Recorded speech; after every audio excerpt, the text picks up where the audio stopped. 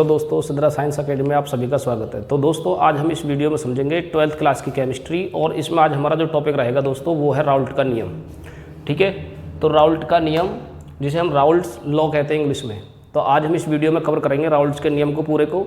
ठीक है, राउल्ट्स नियम क्या है, राउल्ट्स नियम की सीमाएँ क्या होती हैं और राउल्ट्स नियम से संबंधित ठीक है जो डेरिवेशन आती है हमारी बोर्ड एग्जाम में उसको भी हम कवर करेंगे इसी वीडियो में। और राउल्ट्स नियम से संबंधित जो हमें द्रव्यमान पूछा जाता है, सवाल जो न्यूमेरिकल्स आते हैं, उसी को भी हम सभी आज इस वीडियो में कवर करने वाले हैं। ठीक है दोस्तों, तो पूरी वीडियो को देखना बिना स्किप करे, तो ध्यान से समझने के कंसेप्ट को अच्छी तरह से आपको प्रत्येक कंसेप्ट समझ में आएगा। ठीक है दोस्तों, एक चीज़ मैं आपको बता दूँ, ये जो राउल्ट्स नियम है ये हमारा बोर्ड एग्जाम के लिए बहुत ही इंपॉर्टेंट क्वेश्चन है। ठीक है, बहुत ही ज़्यादा इंपॉर्टेंट क्वेश्चन है, तो इसको इम्पोर्टेंट करके आपको नोट करना है, इंपॉर्टेंट करके आपको नोट करना है। ठीक है, तो जैसे जैसे मैं आपको बताऊं आपको इसी तरह से अपनी नोटबुक में नोट करना है। और जब आप इस वीडियो को देख रहे हो तो आप पेन और कॉपी साथ लेकर बैठना। तो देखिए दोस्तों, राउल्ट का नियम क्या कहता है। ठीक है, तो देखिए समझिए क्या कहता है।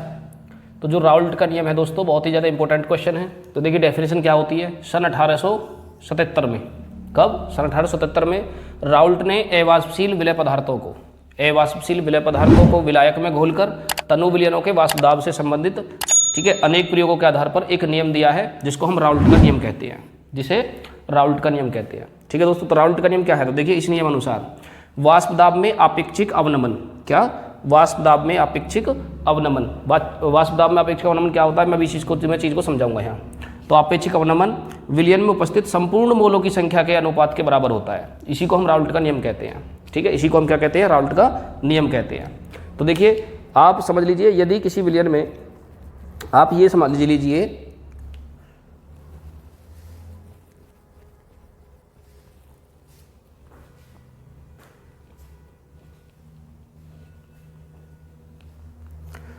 देखिए ऐसे समझ लीजिए, यदि किसी विलयन में अवाष्पशील विलय पदार्थ के मोल क्या होंगे, स्मॉल n, विलय पदार्थ के मोल होंगे क्या होंगे, स्मॉल n, तथा विलायक, ठीक है दोस्तों, विलायक के मोल क्या हो, कैपिटल N होते हैं, विलायक के मोल कैपिटल N हो, तो विलय के मोल अंश, जिसको हम मोल फ्रैक्शन कहते हैं। ठीक है, तो मोल अंश क्या होगा, तो विलय के मोल अंश, तो देखिए क्या होगा, का मोल अंश क्या हो जाएगा। ठीक है, तो हम लिखेंगे जीटा विलय, क्योंकि हम विलय के लिए निकाल लिए तो विलय लिखेंगे। ठीक है, तो विलय बराबर क्या हो जाएगा दोस्तों, small n plus capital N, ये हो जाएगा हमारा विलय का मोल प्रभाज्य। ठीक है ना, तो हमें निकालना है यहाँ राउल्ट के नियमानुसार,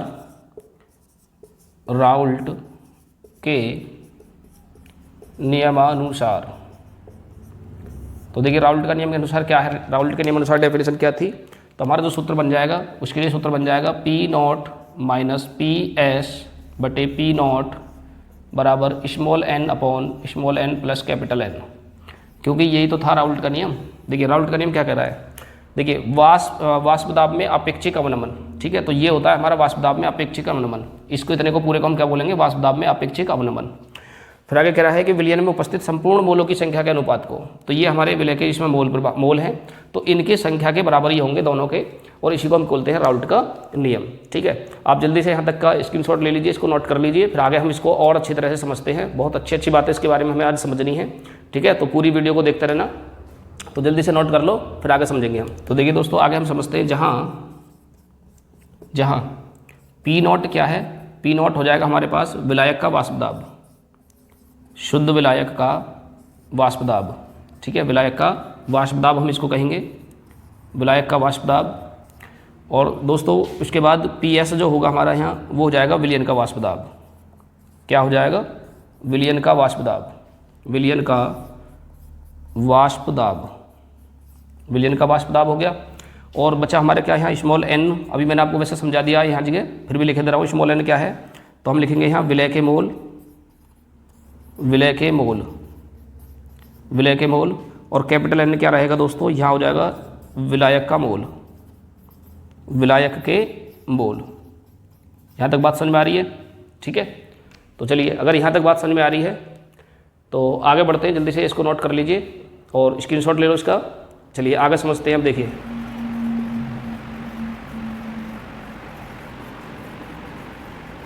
तो देखिए दोस्तों, अब हम आगे समझते हैं इसमें राउल्ट नियम की सीमाएं क्या हैं।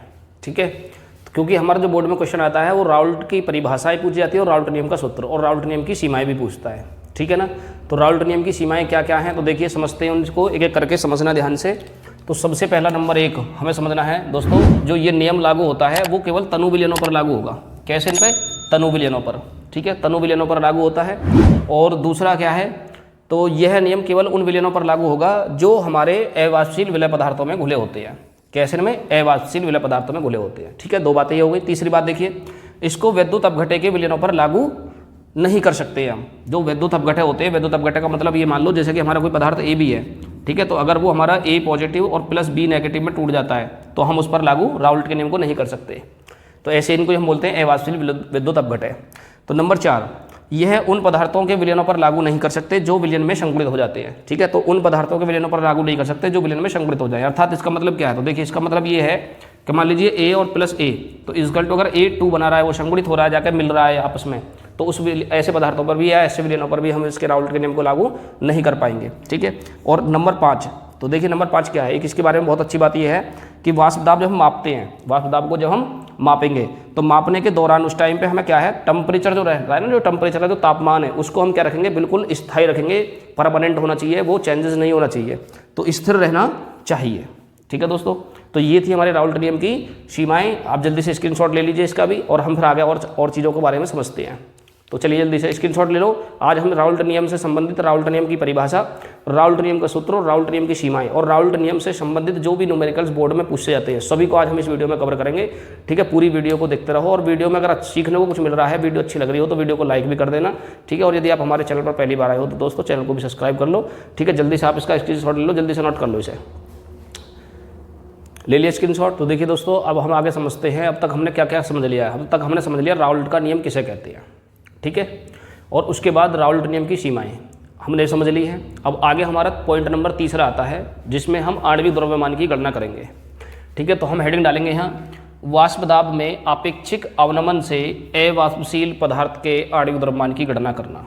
ठीक है, तो इसमें हम क्या सीखेंगे, हम अवाष्पशील पदार्थ के आणविक द्रव्यमान मतलब m का मान निकालना हम इसमें सीखेंगे यहाँ पे। ठीक है, तो इसके लिए हमें कुछ सूत्र की जानकारी होनी चाहिए, सूत्र के अंदर कौन कौन से मान हमें लगाने पड़ते हैं, किसके लिए क्या बोलते हैं, इस चीज़ की बहुत अच्छी जानकारी हमें होनी चाहिए अगर हमसे इससे संबंधित कोई भी न्यूमेरिकल्स हल करना चाहते हैं। तो एक बात और समझ लीजिए दोस्तों, इससे संबंधित तुम्हारा, ठीक है, आणविक द्रव्यमान से संबंधित एक न्यूमेरिकल आपका फिक्स है बोर्ड एग्जाम में। 4 से 5 नंबर का एक क्वेश्चन आपका बिल्कुल पक्का आना ही आना है। ठीक है दोस्तों, तो एक बात और समझ लीजिए यहाँ पे आप कि इस आणविक द्रव्यमान से संबंधित गणना से संबंधित न्यूमेरिकल्स आपका बोर्ड एग्जाम में एक क्वेश्चन फिक्स होता है।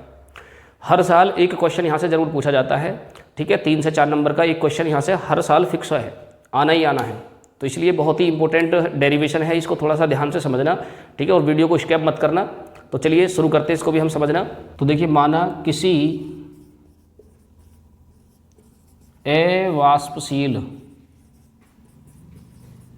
अवाष्पशील विलय का द्रव्यमान, मान लेंगे द्रव्यमान को छोटा w तथा छोटा w तथा मतलब ये द्रव्यमान w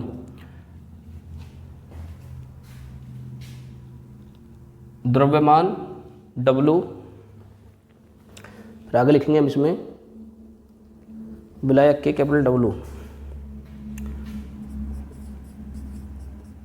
विलायक के कैपिटल W ग्राम में घुला हो तथा स्मॉल m व कैपिटल M क्रमशः विलय और विलायक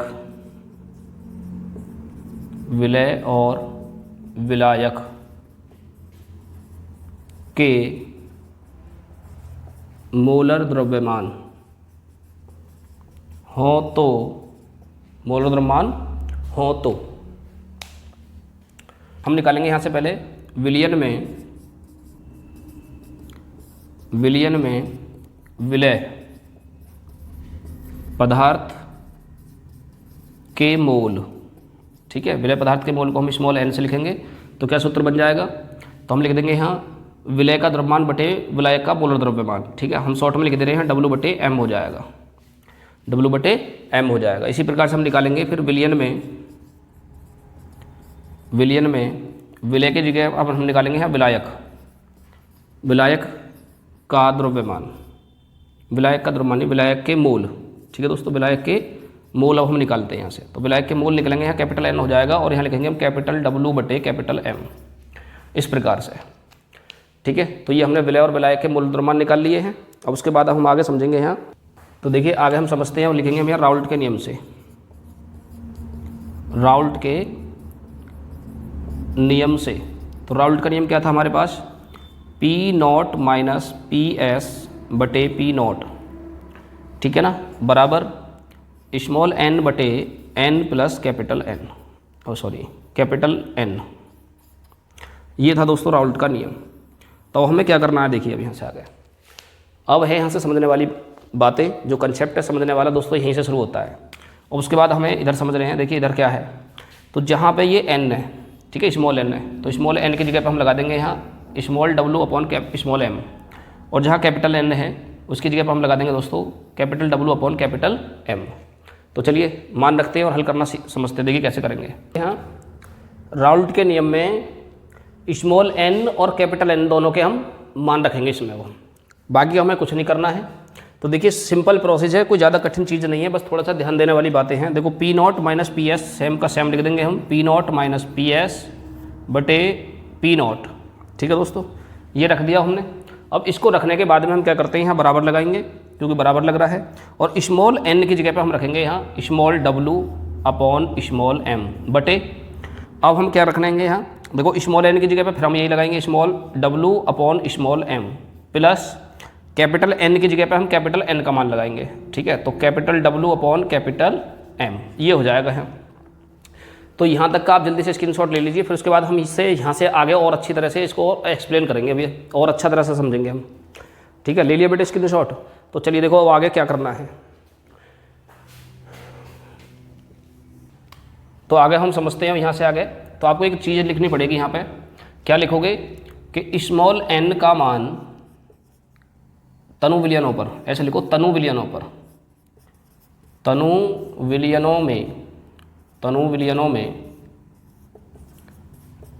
में स्मॉल n का मान कैपिटल N के मान की तुलना में, कैपिटल N के मान की तुलना में बहुत कम होता है। कैसा होगा, बहुत कम होता है, बहुत कम होता है।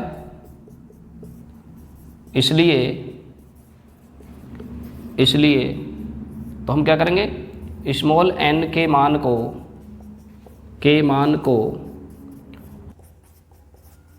नगण्य मान लेते हैं, और जब हम इसको नगण्य मान लेंगे, किसको, स्मॉल n को, ठीक है। तो जब स्मॉल n को नगण्य मान लिया जाएगा तो क्या होगा,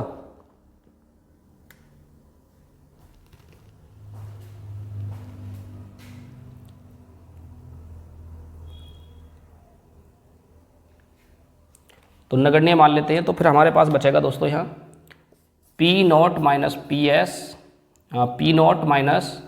PS/P0 बराबर, यहाँ बचेगा small n upon capital N, ये बचेगा जब हमारा हम नगण्य इसको मान लेंगे।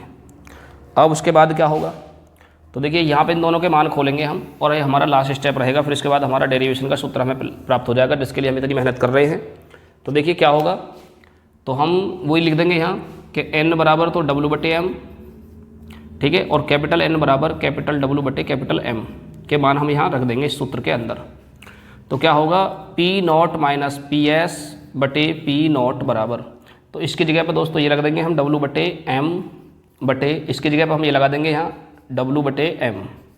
अब आगे क्या करना होता है हमें, देखिए आगे कुछ नहीं करना होता, नीचे वाले को ऊपर वाले के साथ और बीच वाले को बीच वाले के साथ गुणा कर देते हैं हम, ठीक है। तो यहाँ से हमें एक सूत्र मिल जाएगा P0 माइनस PS बटे क्या मिल जाएगा P0, ठीक है, और बराबर, तो हम क्या करेंगे W/m मतलब स्मॉल w गुणा कैपिटल M बटे, तो ये रहेगा हमारा स्मॉल m बटे कैपिटल W, स्मॉल m गुणा कैपिटल W।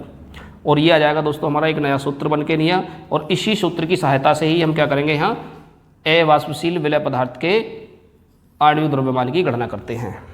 ठीक है, तो आगे यहाँ तक बात समझ में। आप यहाँ क्या समझना, देखो पहले पी नॉट है, तो ये पी नॉट क्या हो जाएगा, विलायक का वाष्प दाब, विलायक का वाष्प दाब, विलायक का वाष्प दाब।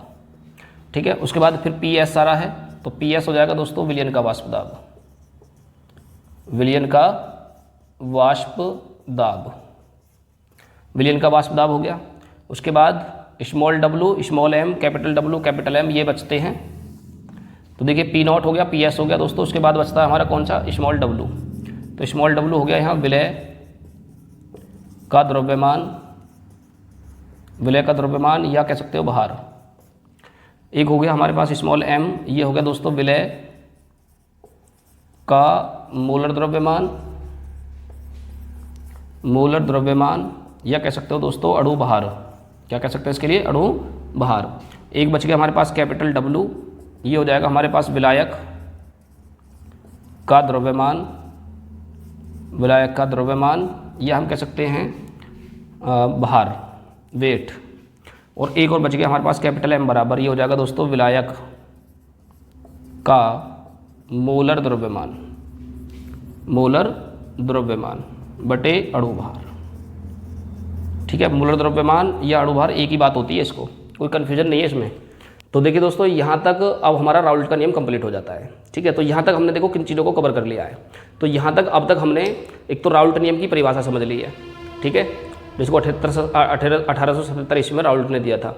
उसके बाद हमने राउल्ट नियम की सीमाएं भी कवर कर ली है इसी वीडियो में। और उसके बाद राउल्ट नियम से संबंधित जो डेरिवेशन थी, जो अभी आपने बोर्ड पर हल करी है, और राउल्ट नियम से संबंधित डेरिवेशन भी हमने कंप्लीट कर ली है। अब उसके बाद हम समझेंगे राउल्ट नियम से संबंधित जो न्यूमेरिकल्स, इंपॉर्टेंट न्यूमेरिकल्स होते हैं बोर्ड में, वो कौन कौन से न्यूमेरिकल्स हैं। ठीक है, तो जौन से न्यूमेरिकल्स मैं आपको करा रहा हूँ या जो बताऊँ, बस आप उन्हें कवर कर लीजिए, उन्हें अच्छी तरह से पक्का कर लो आप। ठीक है, उससे बाहर आपका बोर्ड एग्जाम में कोई भी क्वेश्चन नहीं आएगा। ठीक है, तो चलिए अब हम समझते हैं न्यूमेरिकल्स के बाद और बढ़ते हैं आगे। तो जल्दी से आप इसका स्क्रीनशॉट ले लो, जल्दी से नोट कर लो, फिर आगे हम समझेंगे। तो देखिए दोस्तों, अब हमें समझना है जो राउल्ट्स का नियम हमने समझा था, उस पर सूत्र का हमने हल करा था, डेरिवेशन हल करी थी। ठीक है, तो उस पर ऊपर हमारे न्यूमेरिकल्स किस प्रकार से बोर्ड में पूछे जाते हैं, तो इसमें अब हम मोस्ट इंपॉर्टेंट सभी न्यूमेरिकल्स हल करने वाले हैं। ठीक है, तो ध्यान से समझते रहिए। तो देखिए सबसे पहला क्वेश्चन आपके सामने है, तो देखिए क्या कहता है पहला क्वेश्चन। तो पहले क्वेश्चन में कहा गया है किसी ताप पर शुद्ध बेंजीन का वाष्प दाब 0.850 बार है। ठीक है, 0.5 ग्राम वाष्पशील विद्युत अणु घटे ठोस को 39 ग्राम बेंजीन में घोला गया है। प्राप्त विलयन का वाष्प दाब 0.850 बार है। ठोस का मूल द्रव्यमान क्या है, तो जिसमें बेंजीन का मूल द्रव्यमान दे रखा है 78 ग्राम मोल इनवर्स। देखिए हमें किस प्रकार से हल करना है। तो इसमें जो हमारा मोलर द्रव्यमान होता है, तो सबसे पहले इस सवाल को समझने से पहले आप एक चीज़ समझ लीजिए। यहाँ देखिए जो राउल्ट का नियम होता है दोस्तों, राउल्ट का नियम क्या होता है कि P not minus P S बटे पी नॉट बराबर small w upon small m into capital M बटे कैपिटल W। ठीक है, अब देखो इसमें क्या, किसको क्या लेना है तुम्हें। तो जो पी नॉट होता है, ये होता है हमारा विलायक का वाष्प दाब, किसका, विलायक का वाष्प दाब। और जो पी एस रहेगा दोस्तों, ये रहेगा हमारा विलयन का वाष्प दाब। ठीक है, इसको याद रख लीजिए। और जो हमारा स्मॉल w होता है, वो होता है विलय का। तो देखिए इन सवालों में क्या क्या चीज़ें दे रखी हैं आपको। तो इसको तो लेंगे हम यहाँ विलायक के लिए, विलायक का वाष्प दाब। ठीक है, विलायक का वाष्प दाब, विलायक का वाष्प दाब। और दोस्तों हम यहाँ जो लेंगे पी एस, यहाँ लेंगे विलयन का वाष्प दाब। क्या लेंगे, विलयन का वाष्प दाब। ठीक है, विलयन का वाष्प दाब। ओके, और जो दोस्तों ये W लेंगे ना हम, W ये लेंगे विलय के लिए। क्या लेंगे, विलय का द्रव्यमान, विलय का द्रव्यमान। और जो M लेंगे हम, M निकालेंगे, इसमें मोलर द्रव्यमान होगा, विलय का मोलर द्रव्यमान। आ रही बात समझ में, विलय का मोलर द्रव्यमान। और जो कैपिटल W और कैपिटल M बचे, ये हो गया विलायक का मोलर द्रव्यमान। ठीक है, ये विलायक का द्रव्यमान। तो अगर ये चीज़ें आपको पता है तो बहुत ही आसानी से आप इन न्यूमेरिकल्स को हल कर पाएंगे। ठीक है, तो चलिए हल करना शुरू करते हैं। तो देखिए आपको कौन कौन से मान दे रखे हैं। तो सबसे पहले देखिए हमें निकालना है विलायक का द्रव्यमान। क्या निकालना, हमें विलायक का द्रव्यमान हमें निकालना है। तो जो विलायक का द्रव्यमान हमें निकालना है, विलय का जो द्रव्यमान निकालना है, तो हमने लगा लिया है M बराबर क्वेश्चन मार्क। m हमें निकालना है, तो m के लिए हम क्या लगाएंगे, यहाँ क्वेश्चन मार्क लगाएंगे। फिर आगे देखिए सवाल में पढ़िए क्या कर रहा है। तो जो विलय का जो द्रव्यमान दे रखा है, जो W दे रखा है, यहाँ विलय का जो द्रव्यमान दे रखा है सवाल में देखो कितना दे रखा है, वो दे रखा है 0.5 ग्राम। ठीक है, पढ़ोगे तो पता चल जाएगी उसमें। देखिए आगे, फिर आगे दे रखा है हमारा जो विलायक का द्रव्यमान है वो दे रखा है, उसमें विलायक का मोलर द्रव्यमान 78 ग्राम मोल इनवर्स, 78 ग्राम मोल इनवर्स दे रखा है सवाल में, ब्रैकेट में देखिए। उसके बाद है पी नॉट का जो मान है वो हो जाएगा दोस्तों 0.885 बार, क्योंकि विलायक का वाष्प दाब है और विलयन का वाष्प दाब हो जाएगा 0.845 बार। तो इस प्रकार से हमने मान निकाल लिए हैं। मान निकालने के बाद में देखिए हम क्या करेंगे। अब हम यहाँ कैसे हल करेंगे इसको, देखिए। तो हल करने के लिए अब हमें क्या करना पड़ेगा, राउल्ट के नियम का सूत्र लिखना पड़ेगा। तो हम लिखते हैं यहाँ राउल्ट के नियम से, राउल्ट के नियम से। तो राउल्ट के नियम से, तो देखिए राउल्ट का नियम क्या कहता है। तो राउल्ट का नियम कहता है दोस्तों P not minus P S बटे पी नॉट बराबर small W upon small M गुणा कैपिटल एम बटे कैपिटल डब्लू। मान रख दीजिए दोनों में। तो देखिए P not minus P S, तो ये रहा पी नॉट का मान, ये रहा यहाँ 0.850 रखेंगे हम यहाँ, माइनस करेंगे इसमें से कितना 0.845 बार बटे पी नॉट का मान 0.850 बराबर स्मॉल डब्लू दे रखा है 0.5, कितना 0.5 गुणा लगाएंगे एम में कितना दे रखा है, कैपिटल एम दे रखा है 78 बटे स्मॉल एम दोस्तों हमें निकालना है और गुणा कैपिटल डब्लू कितना दे रखा है हमारा यहाँ, कैपिटल डब्लू। ठीक है, कैपिटल डब्लू का मान हमने लिखा ही नहीं इसमें, तो कैपिटल डब्लू दे रखा होगा, देखो भी सवाल में देखो जरा चेक करो इसमें।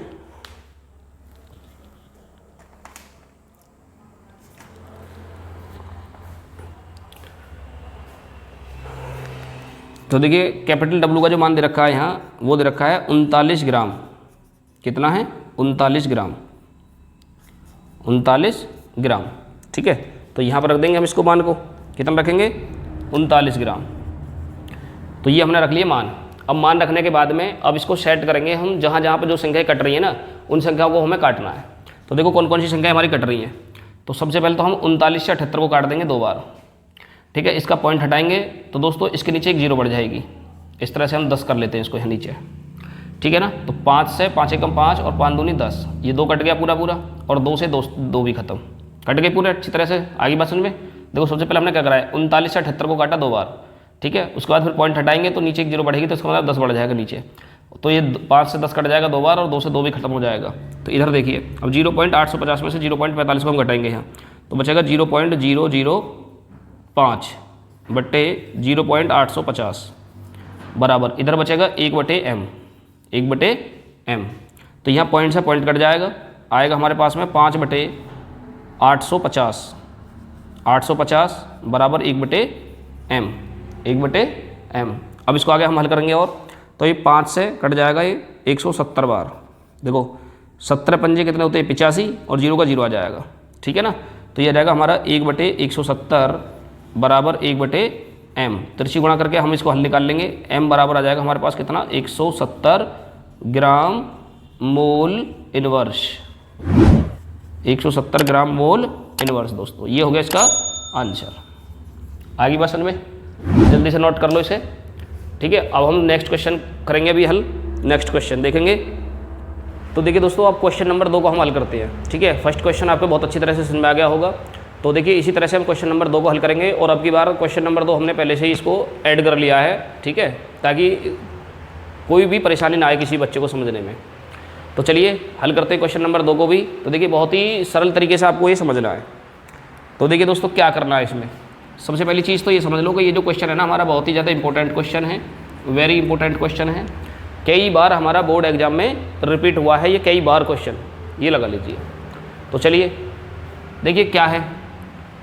तो आपको 2-4 बातें याद रखनी है बस। राउल्ट के नियम में कोई ज़्यादा बड़ी बातें नहीं है। देखो मैं आपको फिर बता रहा हूँ दोबारा से, हालांकि पहले ही सवाल में मैंने आपको चीज़ें क्लियर कराई थी, लेकिन फिर भी बता रहा हूँ मैं। देखिए दोस्तों अगर पी नॉट, अगर देखिए किसी सवाल में विलायक का वाष्प दाब आता है, क्या आता है विलायक का वाष्प दाब, विलायक का वाष्प दाब। यदि विलायक का वाष्प दाब आए तो उसको हमें क्या लिखना है पी नॉट और विलयन का वाष्प दाब, विलयन का वाष्प दाब। तो विलयन के वाष्प दाब के लिए PS का प्रयोग करेंगे और उसके साथ साथ हम लिखेंगे विलय के द्रव्यमान। यदि विलय का द्रव्यमान आए तो उसके लिए हम लगाएंगे W, स्मॉल w। इसी प्रकार से हम लिखेंगे विलय के मोलर द्रव्यमान। ठीक है, इनकी ही हमें आवश्यकता पड़ेगी सवाल को हल करने के लिए। विलय का मोल द्रव्यमान के लिए हम स्मॉल m का प्रयोग करेंगे और इसी प्रकार से हम लिखेंगे यहाँ विलायक के द्रव्यमान। तो विलायक का द्रव्यमान आपको सवाल में दिया जाएगा तो उसके लिए हम क्या करेंगे, कैपिटल W का प्रयोग करेंगे। और इसी प्रकार से हम लास्ट में लिखेंगे यहाँ विलायक का मोलर द्रव्यमान।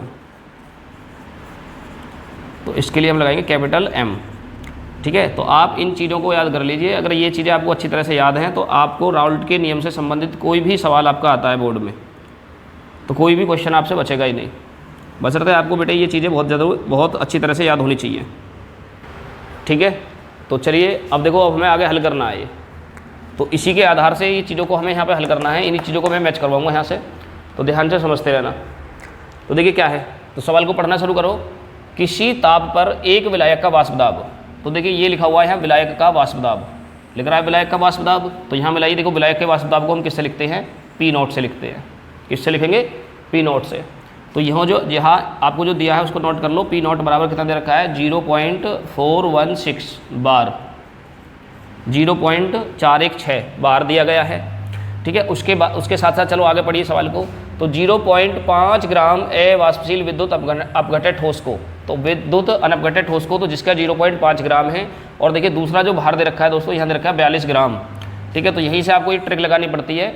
तो जिसका भार कम हो, ठीक है, जिसका भार या वेट कम हो तो कम वाले को तो हम स्मॉल और ज़्यादा वाले को हम कैपिटल बोलेंगे।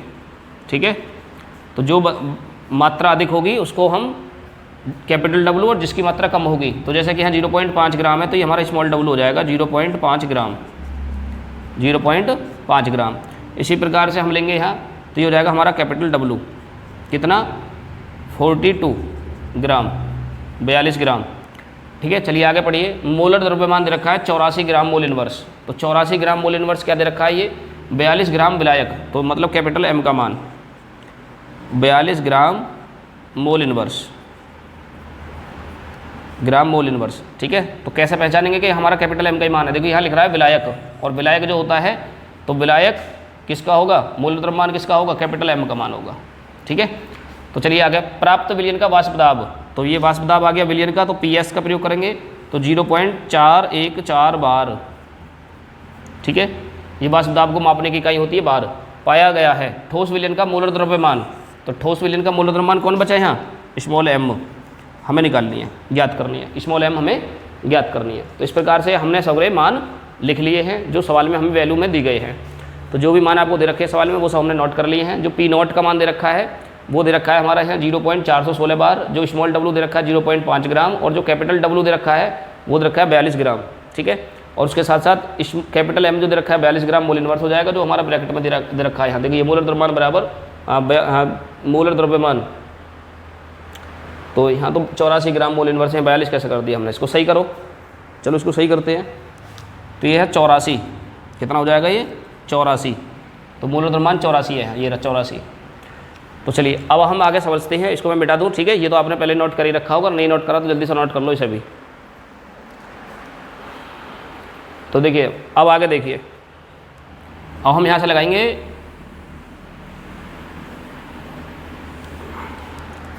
अब देखिए, अब हम यहाँ से क्या लगाएंगे आगे, यहाँ से आगे हम लगाएंगे राउल्ट का नियम, राउल्ट का नियम या राउल्ट के सूत्र से, राउल्ट का नियम या राउल्ट के नियम से।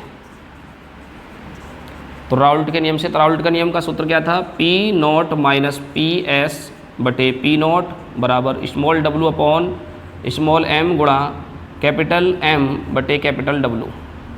ये हो गया राउल्ट नियम का सूत्र। मान रखिए, देखिए P0 का मान कितना है, देखिए यहाँ तो P0 का मान ये दे रखा है 0.416 बार, माइनस करेंगे इसमें से PS 0.414, 0.414 बटे 0.416, जो P0 का मान है वो है 0.416 बार, बराबर स्मॉल डब्लू कितना है 0.5, स्मॉल डब्लू कितना है 0.5 बटे एम कितना है, देखिए एम जो दे रखा है यहाँ, एम हमें निकालनी पड़ेगी अपनी तरफ से, क्योंकि एम की यहाँ द्रव्यमान की गणना कराई रहा, मोलर द्रव्यमान की गणना कीजिए, तो एम हमें निकालना है गुणा, तो कैपिटल एम, तो कैपिटल एम कितना दे रखा है हमें यहाँ सवाल में 84, कितना दे रखा है 84 बटे डब्लू कितना दे रखा है, देखिए कैपिटल डब्लू दे रखा है हमारे यहाँ 42, कितना दे रखा है 42। अब इसको सरल कर लो बस उसी तरीक़ा से, ऐसे ही जैसे हमने फर्स्ट क्वेश्चन को हल करा था। तो देखिए जो जो चीज़ें हल हो रही हैं उनको पहले हल कर लेते हैं। देखिए यहाँ पहले 42 दूनी 84 यही कट रही संख्या हमारी, 42 दूनी 84 ये संख्या कट गई। ऐसे हम इसको करेंगे यहाँ, या ऐसा कर लोगे 5 दूनी 10, तो ये 1 हो जाएगा पूरा डायरेक्ट। यदि आपको इस तरह से नहीं आता है तो आप पहले पॉइंट करके, पॉइंट को हटा के 0 बढ़ा लो, फिर 2 से 10 कट जाएगा 5 बार, और ये 5 से 5 कट जाएगा हमारा पूरा 1 बार, आएगा फिर भी 1 ही। ठीक है, अब 0.416 में से 0.414 घटा दो तो कितना बचेगा 0.002 बटे 0.416 बराबर आ जाएगा 1/m, 1/m। तो पॉइंट से पॉइंट कट जाएगा यहाँ, जब पॉइंट से पॉइंट को काट दोगे तो ऊपर बचेगा 2/416 बराबर 1/m। अब 2 को और 416 को काट लो, तो 2 एकम 2 और 2 दूनी 4 और 2 अट्ठे 16, तो 0.208। तो हमारा आ जाएगा यहाँ कटने के बाद कितना, आ जाएगा, ये आ जाएगा दोस्तों 1/208 बराबर 1/208 बराबर कितना आ जाएगा 1/m। अब हम क्या करेंगे, त्रिशी गुणा करेंगे, m की गुणा 1 में, तो ये हो जाएगा m बराबर 208 की 1 में गुणा करेंगे तो हो जाएगा 208, और इसकी यूनिट हो जाएगी ग्राम मोल इनवर्स, ग्राम मोल इनवर्स, और ये क्या हो जाएगा, इसका आंसर हो जाएगा। ठीक है ना। तो आगे क्वेश्चन में चलो एक बार और समझ लीजिए। देखिए जो जो सवाल में दे रखे हैं पहले उनको लिख लो। तो पी नॉट का मान दे रखा है 0.416 बार, मतलब 0.416 बार। क्यों? क्योंकि विलायक का वाष्प दाब है। देखिए विलायक का वाष्प दाब 0.416 बार दे रखा है। उसके बाद जो स्मॉल डब्लू है जिसकी मात्रा कम होगी उसको हमारा स्मॉल डब्लू हो जाएगा 0.5 ग्राम। कैपिटल डब्लू जिसकी मात्रा विलियन में ज़्यादा होती है वो हमारा कैपिटल डब्लू होता है 42 ग्राम। एम हमें दे रखा है सवाल के अंदर मोलर द्रव्यमान जो दे रखा है 84 ग्राम मोल इनवर्स। और पीएस जो दे रखा है हमारा विलियन का वाष्प दाब यहाँ दे रखा है, तो ये विलियन का वाष्प दाब 0.414 बार पाया गया है। एम हमें निकालना है दोस्तों इसमें। ठीक है, तो राउल्ट का नियम हम यहाँ से हल करते हैं। राउल्ट का नियम लगाते हैं। तो राउल्ट के नियम के लिए क्या करना पड़ेगा आपको, P not minus P S बटे P not minus P S बटे पी नॉट बराबर small W upon small M into capital M बटे कैपिटल डब्लू। ये सूत्र का निगमन मैंने तुम्हें अभी समझा दिया था, इससे पीछे क्वेश्चन से पीछे को मैंने डेरिवेशन समझाया था। ठीक है, तो वहाँ से ये सूत्र लिया गया है। फिर मान रखेंगे और इसको हल करेंगे। तो जब 0.416 में से 0.414 घटाओगे तो बचेगा 0.002। ठीक है ना, और बटे में आ जाएगा हमारा 0.416। अब देखो बचेगा कैसे वो भी तुम्हें बता दूं घटा के। देखिए कुछ बच्चों को यहाँ दिक्कत हो रही होगी घटाने में भी, तो मैं आपको समझा दे रहा हूँ कि 0.416 में से 0.414 घटेगा तो कितना बचेगा। देखो 6 में से 4 जाएगा दोस्तों 2, 1 में से जाएगा तो 0, 4 में से 4 जाएगा तो 0, और पॉइंट के नीचे पॉइंट लगाएंगे, 0 के नीचे 0 लिखेंगे, ये आ जाएगा 0.02 घट करके। तो मैंने लिख दिया है ये रहा 0.02, और नीचे का जाएगा 0.416 बार। ऐसे ही इधर का हल करेंगे ऐसे ही। तो देखिए इधर का कैसे हल करेंगे, 42 से 84 काट देंगे 2 बार, 42 से 84 2 बार कट गया। अब कटने के बाद में इधर कितना बचेगा हमारा, यहाँ बचेगा 0.5। देखिए 0.5 और गुणा करेंगे हम इसमें 2 की, तो ये हो जाएगा 5 दूनी 10, और 1 अंक बाद दशमलव है तो दोस्तों 1 अंक बाद दशमलव, तो 1 आ जाएगा डायरेक्ट। ठीक है ना, यहाँ पर तुम्हें दूसरे तरीका से बता रखा है उस तरीका से कर सकते हो। तो यहाँ जाएगा तुम्हारा यहाँ पॉइंट से पॉइंट काट के नहीं, 2/416 बराबर 1/m, क्योंकि जब पूरा हल होगा तो यहाँ बचेगा 1/m, ये सब संख्या कट जाएगी हमारी। फिर उसके बाद 2 को 416 काटोगे तो 208 बराबर 1/m, तो यह आ जाएगा 1/208 बराबर 1/m। m का जब मान निकालेंगे हम त्रिकोण करके तो m बराबर आ जाएगा 208, और यूनिट होती है इसकी ग्राम मोल इनवर्स। ठीक है ना, तो इस तरह से हमने क्वेश्चन नंबर 2 को भी हल कर लिया है, और मुझे उम्मीद है कि ये भी क्वेश्चन आपको बहुत अच्छी तरह से समझ में आ गया होगा। ठीक है दोस्तों, यदि वीडियो अच्छी लग रही है, क्वेश्चन समझ में आ रहे हैं तो वीडियो को लाइक भी कर दो। ठीक है, और यदि चैनल पर पहली बार आए हो तो चैनल को भी सब्सक्राइब करके बेल आइकन को प्रेस कर लो, क्योंकि हम इसी तरह के मोस्ट इंपॉर्टेंट क्वेश्चन लेकर आते हैं आपकी बोर्ड की तैयारी कराने के लिए। ठीक है दोस्तों, तो चलिए आगे हम समझते हैं क्वेश्चन नंबर 3 को।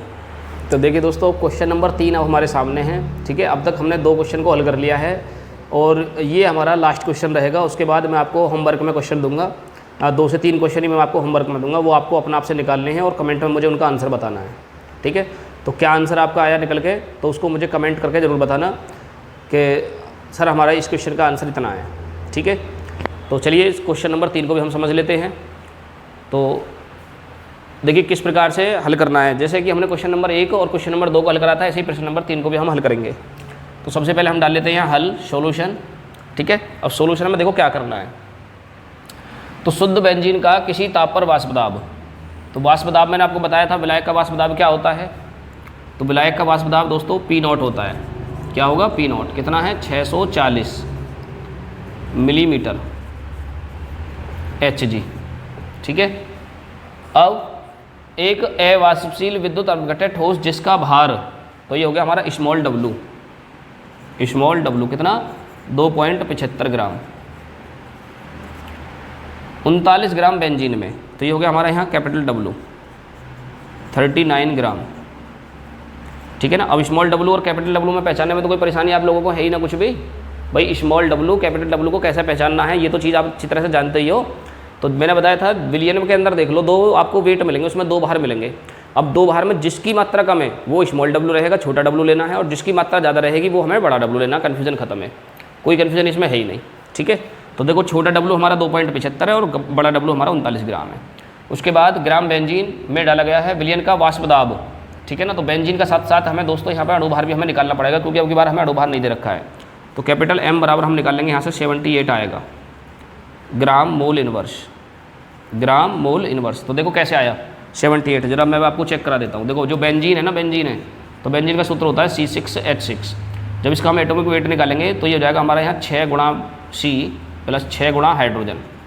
तो यहाँ 6 गुणा एक कार्बन कितना होता है दोस्तों 12, प्लस 6 गुणा हाइड्रोजन का होता है 1, तो 12 6 कितना हो गए 72, और प्लस 6 एकम 6, 72 और 6 को जब ऐड करोगे तो कितना आ जाएगा 78 अणुभार आ जाएगा इसका। ठीक है ना। तो मैंने पहले लिख दिया है 78 ग्राम मोल इनवर्स। उसके बाद हमें क्या निकालना है, विलियन का वाष्प दाब। देखो विलियन का वाष्प दाब दे रखा है यहाँ, देखिए ये रहा विलियन का वाष्प दाब दे रखा है, विलियन का वाष्प दाब। तो ये क्या हो जाएगा हमारा PS बराबर कितना दे रखा है 600 मिलीमीटर Hg, मरकरी पारा है। ठोस पदार्थ का अणुभार, तो हमें क्या करना है स्मॉल m हमें निकालना है। तो ठोस पदार्थ का अणुभार के लिए हमें स्मॉल m निकालना है। ठीक है, तो चलिए अब देखिए क्या करना है हमें। अब हम लगाएंगे राउल्ट का नियम, फिर लिखेंगे आगे राउल्ट नियम से, राउल्ट नियम से। तो राउल्ट नियम क्या है हमारा P0 माइनस PS बटे P0 बराबर small w upon small m गुणा कैपिटल M बटे कैपिटल W। बहुत जल्दी से मान रख दो फटाफट से और हल करते हैं। तो देखिए P0 का मान कितना दे रखा है, P0 का मान दे रखा है 640, P0 का मान 640 माइनस PS कितना दे रखा है 600 पूरा 600 बटे 640 हो जाएगा नीचे, बराबर स्मॉल w दे रखा है 2.75 बटे m कितना दे रखा है, m दे रखा है हमारा यहाँ, m तो हमें निकालना है, तो हम लिखेंगे स्मॉल m बराबर गुणा कैपिटल M कितना दे रखा है, कैपिटल M 78 और कैपिटल W कितना दे रखा है 39 कितना दे रखा है 39। हल करिए जल्दी से और हल करके बताओ कमेंट में कितना आंसर आ रहा है इसका। जल्दी से हल करो। कर लिया बेटे हल? तो चलो देखो, नहीं किया अभी वीडियो को रोक लो और यहाँ पर क्वेश्चन को हल करो और हल करके मुझे कमेंट में बताओ जल्दी कितना आंसर आ रहा है इसका। तो चलिए, तो देखिए अब हम इसको काटते हैं, 39 दूनी होते हैं 78। ठीक है, तो इधर कितना बचेगा जब 640 में, देखिए जब 640 में से हम 600 घटाएंगे तो कितना बचेगा हमारे पास 40 बटे, और नीचे 640 बचेगा ही, बराबर इधर 2.75 की हम गुणा करेंगे तो 75 दूनी होते हैं 150 होते हो जाएगा 5.5 बटे स्मॉल m। ठीक है ना। अच्छा अब हम तिरछी गुणा करते हैं यहाँ। अच्छा पहले काट लो इसको, 0 से 0 कट जाएगा यहाँ और 4 से कट जाएगी संख्या हमारी पूरी, 16 चौका 64, तो 4 एकम 4 और 16 वाली कट जाएगी, तो ये जाएगा m बराबर, ये हो जाएगा 16 गुणा 5.5, तो m बराबर कितना हो जाएगा 16 पंजे 80 की 0 हासिल के 8, 16 पंजे 80 और 8 कितना हो जाएगा 88। ठीक है, क अंक बाद दशमलव, एक अंक बाद दशमलव, तो m बराबर आ जाएगा हमारे पास में 88 ग्राम मोल इनवर्स, 88 ग्राम मोल इनवर्स। दोस्तों ये हो जाएगा इसका आंसर। कितना आंसर आ गया 88 ग्राम मोल इनवर्स, ये इसका आंसर हो गया। ठीक है ना। तो जल्दी से स्क्रीनशॉट ले लो, क्वेश्चन समझ में आ गया होगा आपके। अब तो कैसी लगी दोस्तों हमारी ये वीडियो, राउल्ट नियम से संबंधित थी, बहुत ही मोस्ट इंपॉर्टेंट वीडियो थी। तो इसमें हमने क्या क्या समझा है, देखिए राउल्ट नियम किसे कहते हैं, राउल्ट नियम की सीमाएं हमने इस वीडियो में कवर करी हैं। राउल्ट नियम की जो डेरिवेशन होती है, जिससे हम आणविक द्रव्यमान अणुभार का गणना करते हैं, जिससे अभी हमने सूत्र लगा रहे हैं भाई, ये जो सूत्र था इसके डेरिवेशन को हमने इसमें कवर किया था, समझा था। और उसके साथ साथ हमने इसके मोस्ट इंपॉर्टेंट जो महत्वपूर्ण न्यूमेरिकल्स थे वो भी हल करे हैं, ठीक है। इसके बाद कुछ क्वेश्चन मैं आपको होमवर्क में दे रहा हूँ, ठीक है ना। तो नेक्स्ट पेज पर आपको मिलेंगे इसके, तो वो क्वेश्चन आपको हल करके नहीं आ और आपको मुझे कमेंट करके बताने हैं दोस्तों को उसका आंसर कितना आपका आ रहा है। तो लगभग आपको 5 या 6 क्वेश्चन इस राउल्ट के नियम पर आपको पूरे अच्छी तरह से पक्के कर लेने हैं, जिनमें से आपका एक क्वेश्चन फिक्स रहेगा, बोर्ड में आना ही आना है, ठीक है दोस्तों।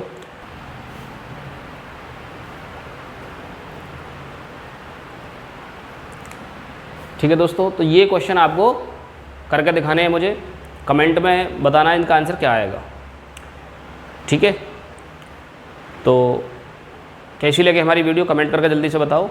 और अब की बार जो हमारी नेक्स्ट वीडियो आएगी वो आएगी हेनरी नियम पर आधारित। हेनरी नियम हम समझेंगे और हेनरी नियम की सीमाएं अनुप्रयोग को पढ़ेंगे, और उसके साथ साथ हेनरी नियम पर से संबंधित जितने भी हमारे मोस्ट इंपॉर्टेंट क्वेश्चन बोर्ड में पूछे जाते हैं न्यूमेरिकल्स, उनको भी हम एक ही वीडियो में कवर करेंगे, ठीक है। यदि आपने अब तक हमारे चैनल को सब्सक्राइब नहीं किया है तो जल्दी से चैनल को सब्सक्राइब कर लो और इसके बेल आइकन को प्रेस कर लो, ताकि हमारी नेक्स्ट आने वाली वीडियो आप सबसे पहले देख सकें, ठीक है दोस्तों। तो हम आपके लिए इसी तरह की मोस्ट इंपॉर्टेंट वीडियो लेकर आते रहते हैं बोर्ड एग्जाम की तैयारी के लिए, ठीक है। तो चलिए मिलते हैं हम नेक्स्ट वीडियो में, तब तक के लिए धन्यवाद। और हाँ, एक आप लोगों के लिए एक मैसेज देना चाह रहा हूँ कि आप लोगों की भरपूर प्यार के लिए बहुत बहुत धन्यवाद दोस्तों।